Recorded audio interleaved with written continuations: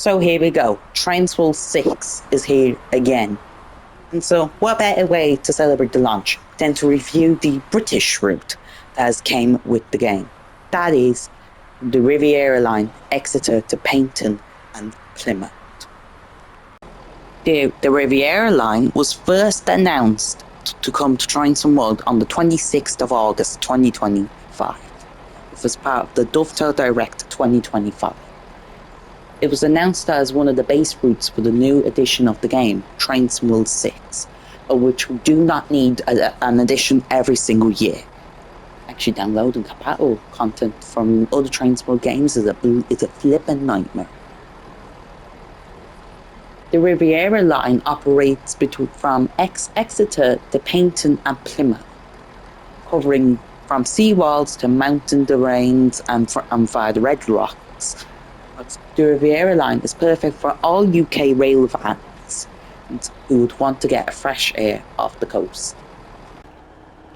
3 trains are included with the Rivera Line, mainly the Great Western Railway Class 802, the Great Western Railway Class 150 and the Cross Country Class 220 Voyager, of which the Class 220 Voyager is locked under a paywall under the Deluxe Edition of Transworld 6. The Class 802 is a new addition to the game, although we do have the already similar looking Class 801 IET. The main difference between the Class 802 and the 801 is that the 802 has a diesel engine, while the Class 801 doesn't. And before you ask, the Class 801 is included in the East Coast Mainline Peterborough to Doncaster route, the base route for the Transworld 4 game. As for the Class 150, we have also seen her before, mainly on 2 routes before the Rivera Line. Cadlet City network with the Transport for Wales variation and the god-awful West Cornwall local route in the British Rail original variation. Though at least this time, 150 has received an upgraded sound set from the other 2 before.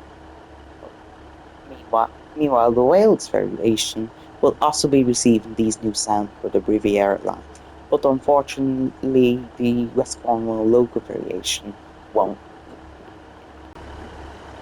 I'm actually starting to think that West Cornwall local route is just a cash grab, mainly due to the unperforming poor sound sets, poor route variation, poor service variation, and just excuses for the pricing overall.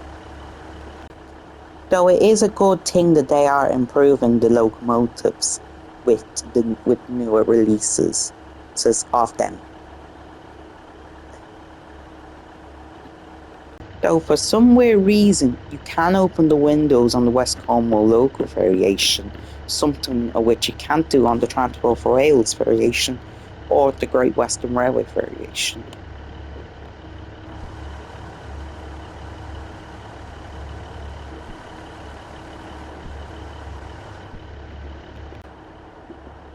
Don't know why you can't do them on the Welsh or the Great Western variation.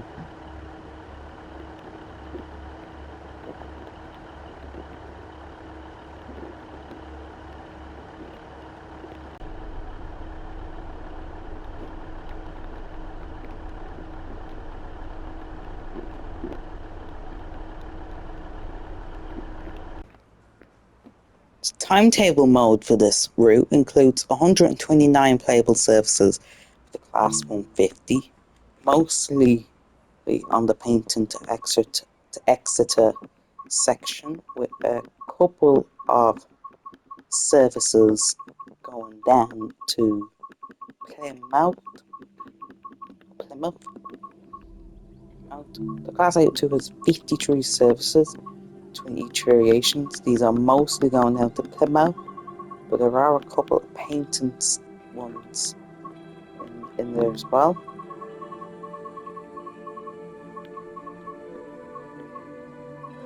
And for the Voyager, there are 84 playable services for the Voyager, mostly again Exeter to Plymouth, but with a couple of Paignton trains in there as well. With this route, you also get layers from numerous locomotives, such as the Class 158 at Exeter Central, representing London Waterloo services, Class 08 for Mumbai of shunting services, Class 5247's Flying Scotsman, LMS Jubilee, and Stania 8F for rail tours, with the steam engines except Flying Scotsman being used at Paynton. Class 66 is laid in for a number of routes, mainly the Southeast High Speed for the Rail 21 and also seasonal layers. And the Class 166 is layered in from the Great Western Express add-on, mainly doing Plymouth to Paynton to Exeter services. But there are a couple of services that start end at Dulwich Warren, maybe for the breaks, and the HST is used for Castle services in between Plymouth and Exeter St David's. It's laid in from the Great Western Express add-on. So if you own all the add-ons, I think you need the Northern Trans-Pennine in East Midlands Railway for the 158. Northern Trans-Pennine, Class 86, but there's plenty of add-ons. Now, I have all the layers activated, but there's loads I don't own. Like, for example, I don't own the 52, the Western, that one. I don't own that 52, mainly due to I don't own the Trust Trains 86. I don't own the Clay ones, I don't own Nuclear. So does that. I don't own the 40 Rail Tour. I don't own the Test Train. And so like this, I think there's one layer.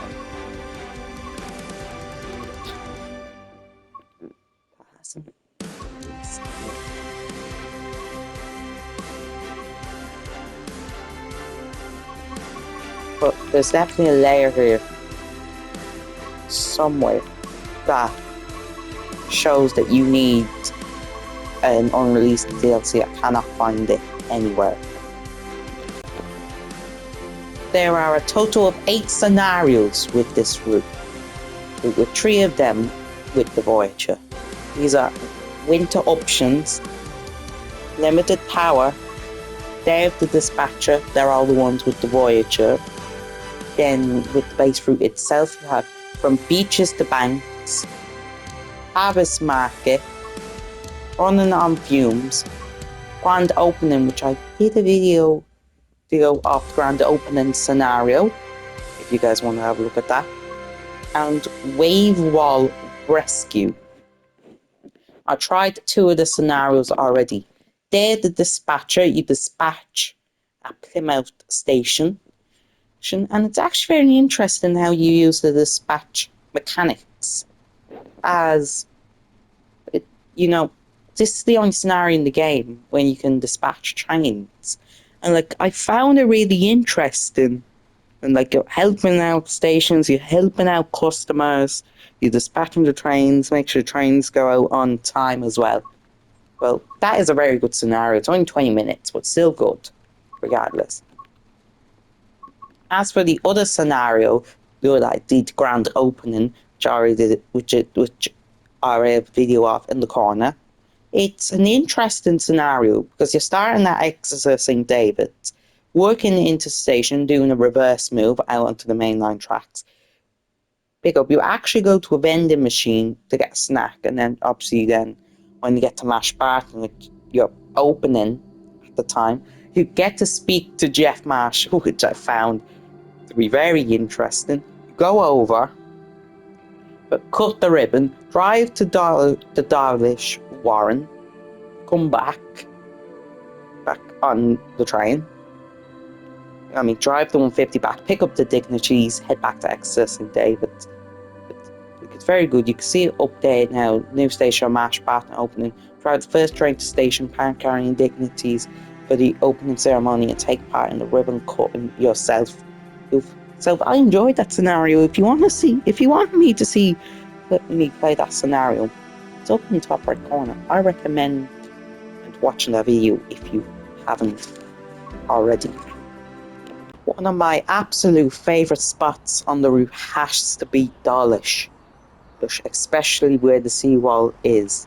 It is an absolute lovely part of the route, especially with the red cliffs and walls in the background. It is absolutely gorgeous just down this line of track, and especially when alongside the sea.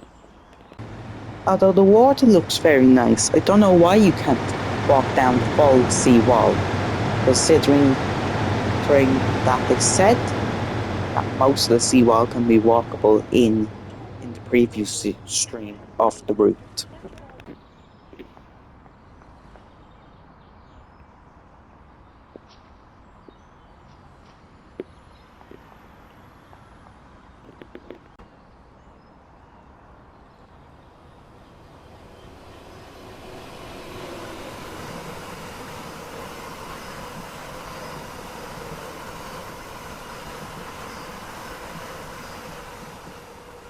To St. David's will probably be a close second favourite, mainly due to all of the traffic in the station. It is absolutely perfect.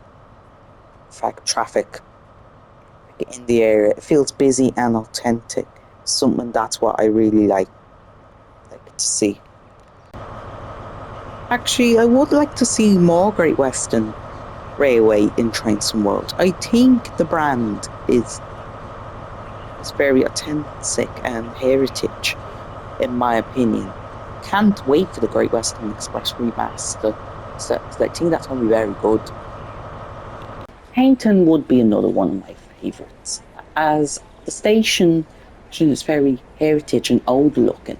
Something that which I very like much, and I like seeing the modern trains going through the station with the glass 802 to going through a heritage station. It's just something about it that I really like. Another thing that I really like about the route is the heritage railway at Plymouth. At Paynton.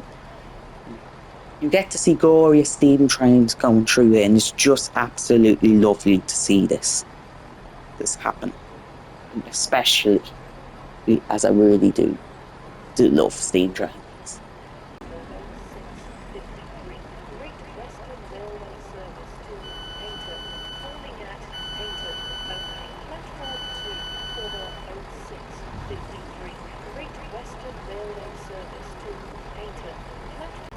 Actually, why the 166 is here, I would like to say that I really do hope that the Class 166 does come to livery design during the GWR remaster. I know they said that it may be tricky to do, but I just really like to see it on the livery designer in the future. Anyway, back to the review. However, there has to be a least favourite station on the network. That will be Ivy Bridge for me, mainly due to how often you stop here, which is not a lot. Although the footbridge is nice, it's just not a station I would visit that often, mainly due to the limited service. The collectibles, in my opinion, are absolute fun.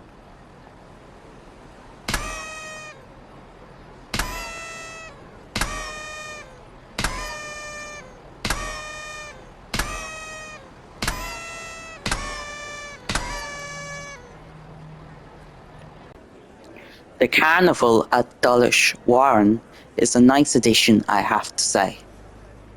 And it's gorgeous, especially at night. Using photo mode shows the carnival at night. But here at Mash Bar and at Dulwich Warren, you have to teleport between platforms due to invisible barriers, preventing you using footbridges to cross or underpasses, as demonstrated here. That seems a little bit unrealistic, in my opinion.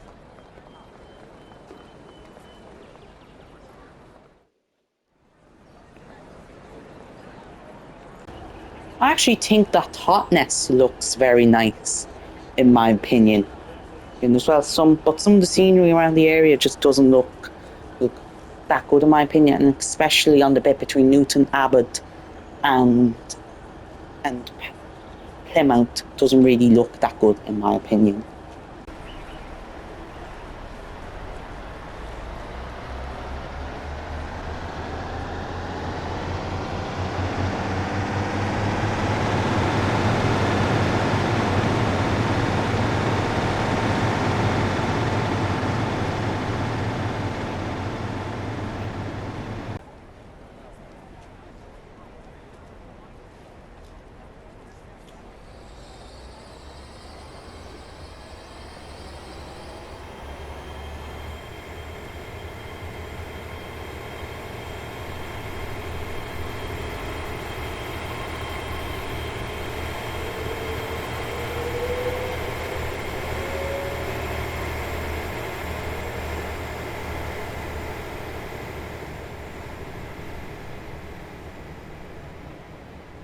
One of my favourite additions on the route is the night Riviera sleeper service, represented Class 47 and Mark III carriages. It's a cute detail that we want to see more on the route. This is also getting added to the Great Western Express remaster, which I'm quite happy about, to be completely honest.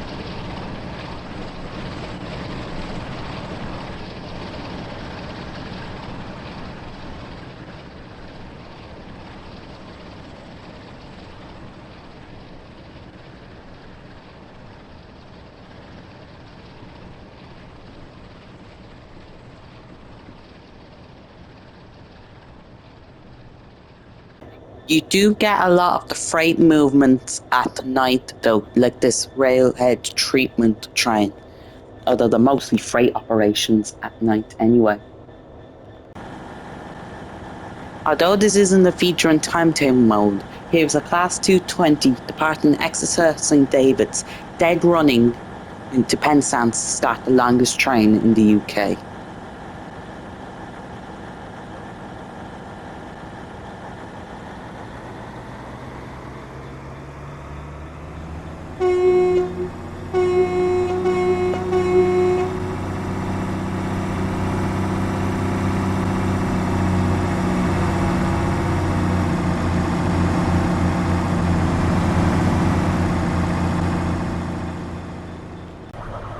In my opinion, the Rivera Line is one of the better British routes in the game, but I'm still having a number of problems with it.